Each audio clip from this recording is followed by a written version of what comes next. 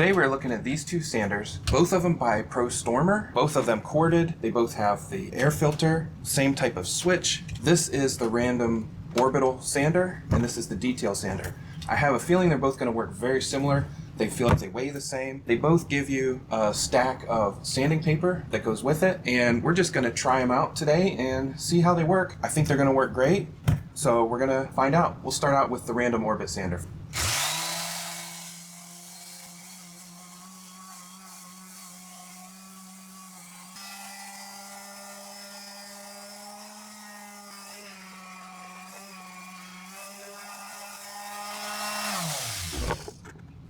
All right, that worked very well.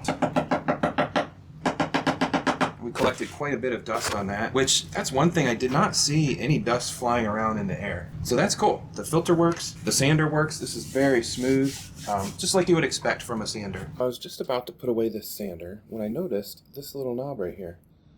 I had not seen that while I was using it, so we're gonna see what that does.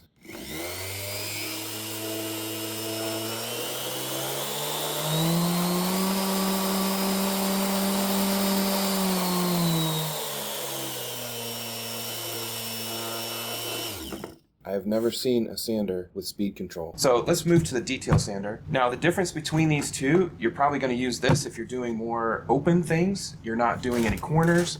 This one obviously has a point, it's shaped different, and it's going to go into the corners better if you have a closed-in corner. We're going to try to do the same thing. I'm going to sand this side, and my workbench sure needed a sanding. It's got all kinds of glue and paint on it, so let's see how this one does.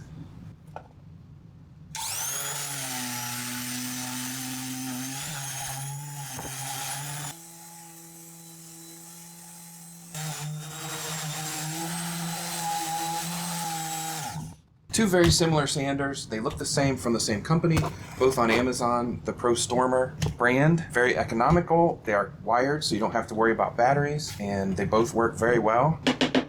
All the sawdust seems to go into the filter. There wasn't a lot going in the air. So I like them. I like that they're kind of heavy. They both work very well.